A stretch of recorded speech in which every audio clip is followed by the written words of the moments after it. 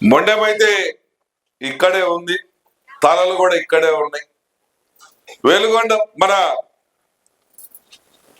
మార్కాపురం నియోజకవర్గంలో 3,000 కోట్ల రూపాయలతోటి రిలయన్స్ తీసుకొచ్చాం. ఈ రోజు కన్స్ట్రక్షన్ జరుగుతా 3,000 మందికి ఉద్యోగాలు వస్తాయి, 30,000 మంది రైతులకు ఉపాధి దొరుకుతుంది. అంత పెద్ద ప్రాజెక్టు ఈ నియోజకవర్గంలో 6 నెలల నుంచి గడతా ఉంటే ఈ రోజు జిల్లా వచ్చేసరికల్లా మొండెం వచ్చింది, తల రాలేదంటే దొనకొండ రాకపోతే ఆయన తల తీసేసినట్టుందంట. వాళ్ళు ఆ రకంగా మాట్లాడతారు. మరి దొనకొండ లేకపోయినా రిలయన్స్ వచ్చి ఇక్కడ కడతా ఉన్నారు కదా. మరి మీరు ఒక్క ప్రాజెక్టు తెచ్చిండ్రా? ఒక చిన్న గుండు సూదులు తయారు చేసేదల్లా తెచ్చి పెట్టిండ్రా? కనీసం ప్లాస్టిక్ బకెట్లు చేసేదల్లా తెచ్చి పెట్టిండ్రా? మగ్గులు తయారు చేసేది కూడా తెచ్చిపెట్టలే. ఒక్కడి కాకపోతే ఒక్కడికి కూడా ఉపాధి దొరికేలా చేయలే. మరి ఇంత పెద్ద ప్రాజెక్టు ఇక్కడ తీసుకొని వస్తే తల మొండెమని చెప్పి మీరు పిచ్చి పట్టినట్టు మాట్లాడుతూ ఉంటే ఏం నానాలా? వీళ్ళ బుద్ధిని ఎక్కడికి తీసుకుపోవాలా? వీళ్ళ బుద్ధి ఏ రకంగా పోతా ఉంది, ఎక్కడికి పోతా ఉంది, ఎందుకు ఆ రకంగా మాట్లాడుతూ ఉన్నారో నాకైతే అర్థం కావట్లేదు. మేమందరం కలిసి చంద్రబాబు గారికి ఆ రోజు ఒక మాట ఇచ్చాం, సార్ మీ పేరు పెట్టుకుంటాం, మాకు సాయం చేయండి, మాకు జిల్లా ఇవ్వండి అని వేడుకున్నాం. పాపం ఆయన మాట ప్రకారం ఆయన ఇచ్చాడు, మనకి ఇచ్చినట్టు మనకు న్యాయం చేశాడు. మనం కూడా మాట నిలబెట్టుకోవాలి. అందరం కలిసి చంద్రన్న మార్కాపురం జిల్లా అని పేరు పెడదాం అనుకున్నాం. ఒక ఆయన బతికిన ఆయన పేర్లు ఎట్లా పెడతాడు, సత్యనారాయణ పేర్లు కదా పెట్టుకోవాల్సింది మాట్లాడి.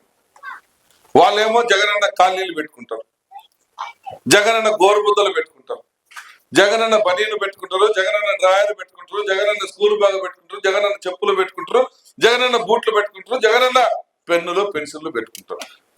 30 పథకాలకు జగనన్న పేరు పెట్టుకోవచ్చు. చచ్చిపోయిన పాపం వాళ్ళ నాన్నగా బాధపడ్డాడు. ఇదేదిరా బాబు, నా కొడుకు నా పేరు పెట్టకుండా వాడి పేరు పెట్టుకుంటున్నాడు, ఇది ఎక్కడ దుర్మార్గం. కానీ మన చంద్రబాబు గారు అలా కాదు. ఈ రోజుకి తెలియదు మేము ఆయన పేరు పెట్టుకున్నామని తెలిస్తే మాకేం ఏం పెడతాడో, ఏ రకంగా అక్షింతలు వేస్తాడో.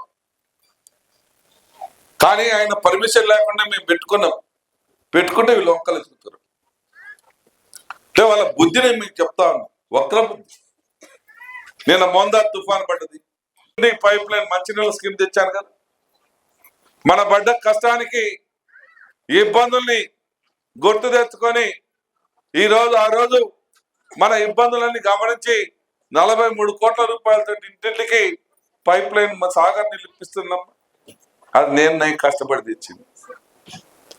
మన మార్కాపురం హాస్పిటల్, 100 పడకల హాస్పిటల్ని జిల్లా హాస్పిటల్ గా మార్చుకొని వచ్చా.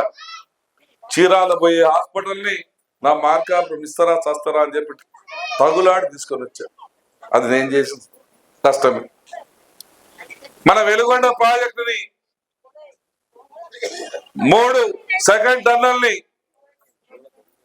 3,50,000 ఎకరాలకు నీళ్లు అందించేటువంటి ఆ సెకండ్ టన్నల్ని మీ అందరి దయతో సాధించిన, అది నేను పడ్డ కష్టమే.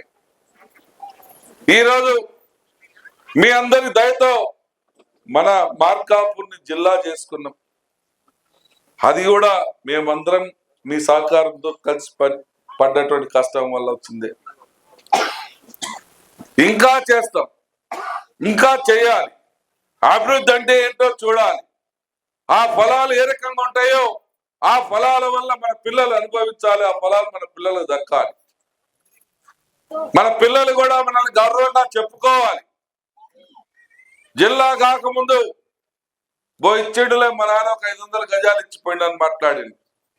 ఇప్పుడు జిల్లా అయిన తర్వాత మా నాన్న పుణ్యాన నేను లక్షాధికారినైనా కోటీశ్వరుడైనా అని చెప్పి సంకలు ఎగరేస్తున్నాడు, కాళ్ళు ఎగరేస్తున్నాడు మన పిల్లలు. మా నాన్న పుణ్యాన నా ఇల్లు ఈరోజు 1 కోటి రూపాయలకు వచ్చిందని చెప్పుకుంటున్నాడు. మా అమ్మ పుణ్యాన ఈరోజు నా స్థలం 30 లక్షలు పోతుందని చెప్తున్నాడు.